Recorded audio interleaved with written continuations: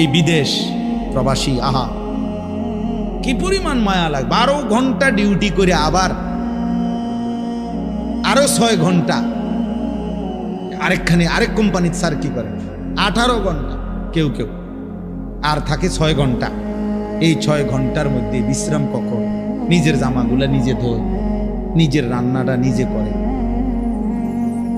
প্রবাসীগুলো বিদেশে থাকে, যে আমি তো সৌদি আরবে অনেক দূর দূর ছেলেদের কাছে গেছি, ওরা দম করে খুব মহব্বত করে।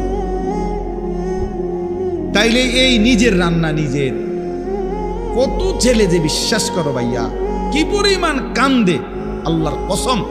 এটা যদি আমি দেখাইতে পারতাম। এখান থেকে এটা বিদেশ অনেক কষ্ট, এই কথাটা কইলে তুমি বুঝদা না ভাইয়া, অনেক কষ্ট। এটা কইলে তুমি বুঝদা না, এটা কইতে তো 1 মিনিট লাগছে, আর অনেক কষ্ট। বাস্তবতা হলো তার চাইতে অনেক বেশি কষ্ট। এই প্রখর রৌদ্রে, এই তীব্র রৌদ্রে, বিশেষ করে 12 ঘন্টা ডিউটি করে আসার পরে যখন একটা ছেলে বা একটা যুবক, তার একজন আপনজন কেউ নাই, আইসা নিজের 1 গ্লাস পানিটাও নিজে নিতে হয়, তো মনটারে হাহাকার লাগে যে আর কেউ তো নাই। অথচ 28 বছর বিদেশ করতেছে। এক ছেলে